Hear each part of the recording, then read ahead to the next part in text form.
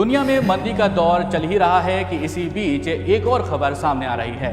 Well, there's more bad news in store for Google employees. The tech giant's CEO Sundar Pichai. इस लड़की को सुबह इसके boss से फोन आता है कि वो जल्दी से न्यूज देखे। ये लड़की न्यूज देखती है कि गूगल ने 12,000 एम्प्लॉइज को निकालने का डिसीजन लिया। दुनिया में मंदी का दौर चल ही रहा है कि इसी बीच एक और खबर सामने आ रही है। इस छटनी में कंपनी से 12,000 एम्प्लॉइज निकाले जाने वाले हैं। जब वो अपना ऑफिस का लैपटॉप ओपन करती है तो वो देखती है कि वो उस लैपटॉप को एक्सेस नहीं कर पा रही है, क्योंकि ये उसके ऑफिस का लैपटॉप था। ये ऑफिस था गूगल और ये गूगल की एम्प्लॉय थी।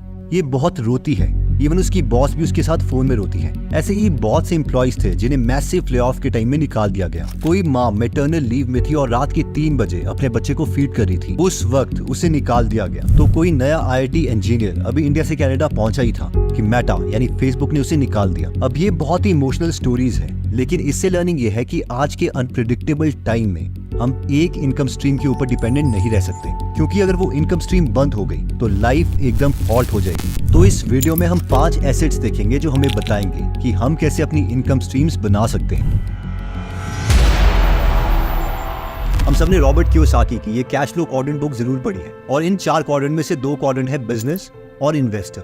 यानी अगर हमें रिच बनना है तो हमें इन दोनों क्वाड्रेंट में प्ले करना पड़ेगा, चाहे एक में प्ले करें या दोनों में प्ले करें। तो इसमें क्वाड्रेंट है आय, मीनिंग इन्वेस्टमेंट। मैं आपको अपना एक एग्जांपल देता हूँ इन्वेस्टमेंट से रिलेटेड। हम सब नेटफ्लिक्स तो देखते हैं, लेकिन इसमें कोई इन्वेस्ट करने का नहीं सोचता। अब हुआ गया था कि 2022 में पहली बार जो पेइंग सब्सक्राइबर है नेटफ्लिक्स के, वो कम हो गए। अब ऑब्वियसली पेइंग सब्सक्राइबर कम हुए हैं तो उसका जो शेयर प्राइस है वो तो गिरना ही था, लेकिन लोगों ने कुछ ज्यादा ही रिएक्ट कर दिया और उसका जो शेयर प्राइस था वो अपनी पीक से ऑलमोस्ट 50% से भी कम हो गया। और इस वक्त मैंने इसमें 2 लाख रुपए इन्वेस्ट कर दी और विद इन एन ईयर मुझे 106% का रिटर्न मिल गया। यानी जो पैसे थे वो डबल हो गए, 4 लाख से भी ज्यादा। अगर कॉन्टेक्स्ट के लिए मैं आपको समझाऊं तो अगर आपको अपने 2 लाख रुपए 4 लाख रुपए में कन्वर्ट करने हैं 7% के हिसाब से, जो कि ऑलमोस्ट अभी FD का रेट है, तो इसके लिए आपको 10 साल लग जाएंगे। ऑलमोस्ट सेम चीज हुई फेसबुक के साथ, जिसमें अगेन पैसे डबल हो गए। Amazon के साथ हुआ, जिसमें 45% का इंक्रीज हुआ। गूगल के केस में जो इन्वेस्टमेंट थी वो 2% से कम हो गई, लेकिन जो ओवरऑल पोर्टफोलियो है उसमें जो रिटर्न है दैट इज 80%। गूगल के ऊपर भी मैं काफी वीडियोस बनाता गया कि उसका जो मार्केट कैप है वो $100 बिलियन से कम हो गया, बट मुझे इन्वेस्ट करने का उस टाइम ख्याल नहीं आया और उस वक्त मैंने ये अपॉर्चुनिटी मिस कर दी। एनीवेज, तो गोल ये है कि हमें इन्वेस्टमेंट तो सीखनी पड़ेगी। हो सकता है हमें इसमें लॉसेस भी हों, बट जो छोटे लॉसेस हैं वो एक्सेप्टेबल हैं, क्योंकि बुक से स्ट्रैटेजी सीखने के बाद कभी ना कभी हमें इसे अप्लाई तो करना ही पड़ेगा, क्योंकि रियल लर्निंग तो ग्राउंड में जाकर ही होगी। इसके लिए हम शुभम का कोर्स भी कर सकते हैं, जो फुल टाइम इन्वेस्टर है और इनका खुद का 12 करोड़ का पोर्टफोलियो है। ये 14 आवर्स का कोर्स है जो गूगल एप्लीकेशन में अवेलेबल है। या फिर अगर हमें बुक्स ही पढ़ के सीखना है तो मेरे ओपिनियन में 4 बुक्स हैं जो बेस्ट हैं। इन बुक्स को पढ़ने के बाद आप अपनी इन्वेस्टमेंट जर्नी थोड़े थोड़े पैसे करके स्टार्ट कर सकते हैं। पहली 3 बुक है पीटर लिंच की, learn to earn, one up on the Wall Street, beating the street, और चौथी है little book on common sense investing by John Bogle. पहली 3 बुक्स हमें सिखाती है कि इंडिविजुअल स्टॉक्स में हम कैसे इन्वेस्ट कर सकते हैं, जो सबसे रिस्की हो सकता है, और जो चौथी बुक है वो हमें बताती है कि इंडेक्स फंड में हमें क्यों इन्वेस्ट करना चाहिए। तो जिन्हें नहीं पता, तो इंडेक्स फंड का मतलब है कि एक रूल है और उसी के अकॉर्डिंग हम इन्वेस्ट करेंगे। अगर हम निफ्टी 50 इंडेक्स फंड की बात करें तो जो इंडिया की टॉप 50 कंपनीज हैं उसमें उसके मार्केट कैप के अकॉर्डिंग इन्वेस्टमेंट होती रहती है। इसके ऊपर मैंने डिटेल में वीडियो बनाई है, जिसका लिंक मैं फर्स्ट कमेंट और डिस्क्रिप्शन में दे दूंगा। दूसरा एसेट जो हम क्रिएट कर सकते हैं वो है फ्रीलांसिंग। इनका नाम है सदाम कासिम और ये सतीश के वीडियोस चैनल में आए थे और ये फ्रीलांसिंग से सिर्फ अपवर्क से ही 40 लाख रुपए अभी तक कमा चुके हैं। इन्होंने इस वीडियो में एज अ फ्रीलांसर बताया है कि किस तरीके से ये प्रोजेक्ट लेते थे। लेकिन अगर आप ये जानना चाहते हैं कि जो लोग हायर करते हैं उनके दिमाग में क्या चल रहा है, ताकि आपकी जो फ्रीलांसिंग जर्नी है उसमें आप फ्रीलांसिंग प्रोजेक्ट ज्यादा ले पाए, तो उसके लिए मैं अपना एक्सपीरियंस आपसे शेयर कर सकता हूँ। देखिए, अगर मैं बाकी प्लेटफॉर्म्स की नहीं सिर्फ अपवर्क की बात करूं तो अपवर्क में मैंने खुद 326 लोगों को हायर किया है और $13,000 के आसपास स्पेंड करे हैं, यानी 10 लाख रुपए के आसपास। तो देखिए, मैं फ्रीलांसर को जब हायर करता हूं तो मैं सिर्फ 4 स्टेप्स फॉलो करता हूं। Step 1, have they read the job description. तो जब भी मैं जॉब डिस्क्रिप्शन लिखता हूं मैं उसमें कुछ ऐसा लिख दूंगा ताकि मुझे ये पता चल जाए कि उस फ्रीलांसर ने जॉब डिस्क्रिप्शन पढ़ी भी है कि नहीं। फॉर एग्जाम्पल, अगर आप ये जॉब डिस्क्रिप्शन देखोगे तो यहाँ पर मैंने फ्रीलांसर के लिए ये चीज लिखी है कि अगर आपने मेरी जॉब डिस्क्रिप्शन पढ़ी है तो आप लिखिए यस आई लव बुक्स, देखिए होता क्या है कि अगर 100 लोग हैं तो इनमें से 50 लोग तो जॉब डिस्क्रिप्शन पढ़ेंगे नहीं, जिसकी वजह से इनके पास जो ऑलरेडी रिप्लाई है वो ही कॉपी पेस्ट कर देते हैं, और जो हायर कर रहे हैं उन्हें बहुत आसानी हो जाती है कि इन 50 लोगों को आप इस तरीके से ही रिजेक्ट कर दो। तो फर्स्ट लर्निंग आपके लिए ये है कि कभी भी जब आप अप्लाई करते हैं तो एक्चुअल में जॉब को पढ़िए और उस तरीके से अप्लाई कीजिए। Step 2, ask for a free sample. तो मैं क्या करता हूँ, एक छोटा सा फ्री सैंपल मांगता हूँ सारे फ्रीलांसर से जो वो 50 बचे हुए हैं। फॉर एग्जाम्पल जैसे कि उनको बोला कि 100 वर्ड्स हैं, आप इन्हें ट्रांसलेट करके मुझे सेंड कीजिए। अब इन 50 में से भी जो 25 लोग हैं वो फ्री सैंपल कभी भी नहीं देंगे, क्योंकि उन्हें लगता है कि मैं फ्री में क्यों अप्लाई करूं, क्योंकि उन्होंने ऑलरेडी 50-60 लोगों को अप्लाई किया होता है। इसलिए अब इनिशियली 100 में से सिर्फ 25 लोग बचे हैं जो मुझे पोटेंशियल कैंडिडेट दिखते हैं। Step 3 is skill and attitude. अब क्या होगा कि जो 25 लोग हैं जिन्होंने मुझे फ्री सैंपल दिया है, इनमें से आधे लोगों ने गूगल ट्रांसलेटर यूज किया होगा और कुछ लोगों ने बस जल्दी से ट्रांसलेट करके भेज दिया होगा, और उन्होंने प्रॉपर इंस्ट्रक्शंस भी नहीं पढ़ी होगी कि किस तरीके की मुझे ट्रांसलेशन चाहिए। अब नॉर्मली क्या होगा कि जब आप फ्रीलांसर के प्रोजेक्ट्स के लिए अप्लाई कर रहे हो तो आप ये सोच रहे हो कि जो फ्री प्रोजेक्ट है उसके लिए मैं इतनी मेहनत क्यों करूँ, जब पैसे मिलेंगे तब मैं मेहनत करूंगा, जो कि बहुत लॉजिकल है। लेकिन आप ये सोचिए कि जो बंदा हायर कर रहा है, अगर उसमें आपका फ्री सैंपल ही इतना अच्छा है तो उसके दिमाग में क्या चलेगा।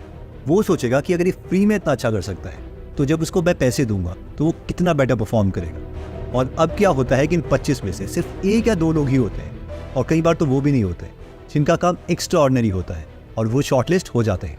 Step 4 is negotiate and hire. इसके बाद सिर्फ नेगोशिएशंस होती हैं।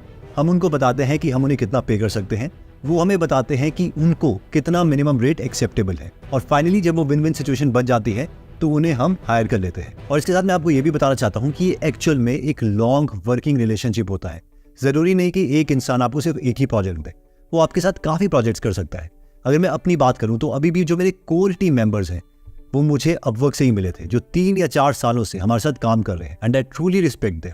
तो जो गीगल टीम है वो कहीं ना कहीं यहाँ से ही मुझे मिली। सो आई होप आपको पता चल गया होगा कि जो लोग हायर कर रहे हैं वो किस तरीके से सोच रहे हैं, ताकि जो आप अपनी मूव्स हैं वो उस तरीके से हैंडल कर पाए। नेक्स्ट प्रोडक्ट जो हम बना सकते हैं वो है make product using existing code. इनका नाम राजा राम प्रसाद है और इन्हें कोडिंग नहीं आती, लेकिन फिर भी ये महीने के 70,000 से 1 लाख रुपए कमा लेते हैं। इनकी मेन इनकम एक ऐप से आती है जिसका नाम है WA Pro, जो बेसिकली एक व्हाट्सएप के ऊपर एप्लीकेशन है। फॉर एग्जाम्पल अगर आपको व्हाट्सएप में अपनी पूरी प्रोफाइल पिक्चर दिखानी है तो आप इनकी एप्लीकेशन यूज कर सकते हैं। वैसे इसके अलावा भी और फीचर्स हैं। अब इन्होंने क्या किया कि इंटरनेट पर गए और इन्होंने एक ओपन सोर्स कोड उठा लिया, यानी ये किसी के भी इंटेलेक्चुअल राइट्स को वायलेट नहीं कर रहे हैं। उस कोड को डाउनलोड करके इन्होंने एंड्रॉइड स्टूडियो में रन किया, उसकी एप्लीकेशन बनाई, गूगल प्ले स्टोर में $25 दिए और वहां पर ये एप्लीकेशन अपलोड कर दी। इनका एक यूट्यूब चैनल है, वहां से इन्होंने इस एप्लीकेशन को प्रमोट किया और ये हर महीने इस एप्लीकेशन से 70 से 80 हज़ार रुपए कमा रहे हैं। और रॉबर्ट कियोसाकी की जो एसेट वाली डेफिनेशन है, यानी कोई ऐसी चीज जिसमें आपको काम ना करना पड़े या बहुत ही कम काम करना पड़े, तो उस कैटेगरी में इनका ये एसेट परफेक्ट है। आई नो एग्जैक्टली आप क्या सोच रहे हो कि ये तो बहुत ही ज्यादा हाईटेक काम है यार, मैं इसे नहीं कर सकता, या कोड कैसे डाउनलोड करना एंड सो ऑन। तो गारंटी मैं देता हूं कि अगर आप 2 या 3 दिन भी इसमें इन्वेस्ट करते हैं तो आप समझ जाएंगे कि ये जो काम है उसे किस तरीके से किया जा सकता है। जहां तक कोड डाउनलोड करने की बात है तो गिटहब में हम जा सकते हैं।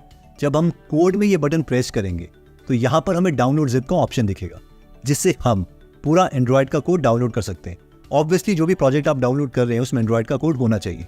उसके बाद इसे हम अपलोड कर देंगे एंड्रॉयड स्टूडियो में और उसे कंपाइल करके एक APK यानी एक मोबाइल एप्लीकेशन एंड्रॉयड वाली तैयार हो जाएगी। सेकंड सवाल ये आता है कि आपको प्रमोट कैसे करें।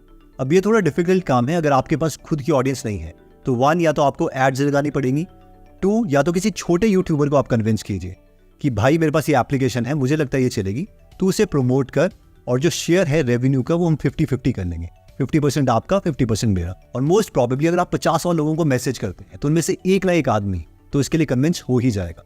मैं बोलता हूँ 100 को भी क्यों करना, आप 500-600 को करिए। अब मैं आपको एक और एग्जांपल देता हूँ स्पेशल सिचुएशन की, जिसमें कई बार आपको एप्लीकेशन को प्रमोट करने की भी जरूरत नहीं पड़ती। फॉर एग्जांपल 2022 में क्या हुआ था कि इंडियन गवर्नमेंट ने चाइनीज ऐप्स को बैन कर दिया था, जिसमें टिकटॉक, PUBG भी थी, लेकिन एक और एप्लीकेशन थी जिसका नाम था कैम स्कैनर। मोस्ट प्रोबेबली ये एप्लीकेशन आपके मोबाइल में भी होगी और इससे क्या करते थे कि फोटो खींच के आप किसी भी डॉक्यूमेंट की एक PDF बना सकते थे। तो ऑलमोस्ट ये स्कैनर की तरह काम करता था। अब हुआ ये कि जिस मोमेंट पर ये एप्लीकेशन बैन हुई एक वॉइड क्रिएट हो गया, क्योंकि डिमांड बहुत ज्यादा थी और किसी इंडियन के पास वो एप्लीकेशन नहीं थी, आपके मोबाइल में वो एप्लीकेशन चलना बंद हो गई थी। तो जैसे ही ये चीज हुई, मार्केट में एक के बाद एक ऐप आने लग गई और लोगों ने हर महीने इस ऐप से 5 से 10 लाख रुपए तक कमाए। तो अगर आप ऑनलाइन ओपन सोर्स कोड ढूंढते तो आप भी ये एप्लीकेशन बना सकते थे। ऑब्वियसली उस टाइम दिमाग में नहीं आता, बट वो कहते हैं ना कि history does not repeat but it rhymes, and most probably history will rhyme again. Hopefully उस अपॉर्चुनिटी को ट्रैक कर पाएंगे। नेक्स्ट एसेट आता है बिजनेस। रॉबर्ट कियोसाकी के कैश फ्लो क्वाड्रेंट में अमीर बनने के लिए बी क्वाड्रेंट भी है, यानी हम बिजनेस भी कर सकते हैं। अब बिजनेस स्टार्ट कौन सा करना है, तो मेरी रिकमेंडेशन है कि शुरू में कोई भी ऑनलाइन बिजनेस ही स्टार्ट कीजिए। फॉर एग्जाम्पल, ये प्रवीण राजभर है यूपी के छोटे से गाँव से, जो ब्लॉगिंग करके हर रोज 10 से 50 हजार रुपए कमाते हैं। ये ऋषभ शर्मा है जिन्होंने फाइवर से फ्रीलांसिंग करी है और इन्होंने सिर्फ फ्रीलांसिंग से 16 करोड़ रुपए कमाए हैं। ये ऋषु है यूपी से, जो इंस्टाग्राम से हर महीने के 8 से 10 लाख रुपए अर्न कर रहे हैं। तो ऑप्शन बहुत सारे हैं। अगर हम अपनी सर्विसेज एज अ बिजनेस देते हैं तो उसके फायदे भी बहुत हैं। इसके अलावा बिजनेसेस के और भी फायदे हैं। फॉर एग्जाम्पल, ये मैकबुक एयर है जो 1,53,000 रुपए के आसपास है, लेकिन अगर एज अ बिजनेस हम इसे लेते हैं तो ये हमें 1,29,677 रुपए की पड़ेगी, क्योंकि जो 18% अमाउंट है वो एज अ GST हमें क्रेडिट मिल जाएगा, यानी करीबन 23,343 रुपए। वहीं पर मैं अगर एम्प्लॉय की बात करूं तो उसमें जो टैक्स रिबेट है वो ज्यादा नहीं है। ATC में उसे टैक्स रिबेट मिल जाती है 1.5 लाख रुपए की एंड सो ऑन। लेकिन अगर उतनी ही इनकम हम एज अ बिजनेस रन करते हैं तो हमारे सारे एक्सपेंसेस के बाद जो नेट बचता है वो हमारी टैक्सेबल इनकम होती है और उसके ऊपर हमें टैक्सेस देने पड़ते हैं। इसके अलावा छोटे बिजनेसेस क्या करते हैं कि वो अपनी ही फैमिली मेंबर को सैलरी देते हैं, जिसकी वजह से उन्हें टैक्स नहीं लगता जब तक वो फ्री टायर वाले टैक्सेबल स्लैब के अंदर है। अब मैं आपको ये नहीं बोल रहा कि आप झूठी सैलरी किसी को दो, मैं कह रहा हूँ कि एक्चुअल में आप अपने फैमिली मेंबर से काम करवा सकते हो और उन्हें सैलरी दे सकते हो, बट एज अ होल पूरी फैमिली को टैक्स नहीं देना पड़ेगा। नेक्स्ट आता है रॉबर्ट कियोसाकी का favourite method, which is real estate. लेकिन सवाल यह है कि प्रॉपर्टी में बिजनेस कैसे किया जाए, वो भी बिना पैसे इन्वेस्ट किए। जब ये आइडिया मैंने अपने दोस्त को बताया तो उसने कहा ये बकवास आइडिया है, ये प्रैक्टिकल नहीं है। तो इसके लिए मैं अपना जो एक्सपीरियंस है वो आपके साथ शेयर करता हूँ। देखिए, एक्चुअली हुआ क्या था कि कुछ टाइम पहले मैं गोवा गया था और वहां हमने Airbnb से रूम बुक करवाया था। जब हम वहां पर पहुंचे तो वहां पर उस घर की चाबी देने के लिए एक लड़का SUV में आया। मुझे लगा वो घर का मालिक होगा क्योंकि ही वॉज वेल ड्रेस्ड और महंगी कार एक्सेट्रा। लेकिन उससे बात करने पर मुझे पता चला कि वो घर उसका नहीं है, बल्कि उसी एरिया में वो 7 से 8 घर मैनेज करता है और हर महीने 50,000 से 2 लाख रुपए कमाता है। तो जब मैंने उससे पूछा कि ये चीज कैसे काम करती है तो वो बोला कि बहुत से लोग हैं जो अपने शहरों में नहीं रहते और मैं उन लोगों को कॉल करके बोलता हूँ कि वो अपना घर Airbnb में लिस्ट कर सकते हैं। सब कुछ मैं मैनेज करता हूँ।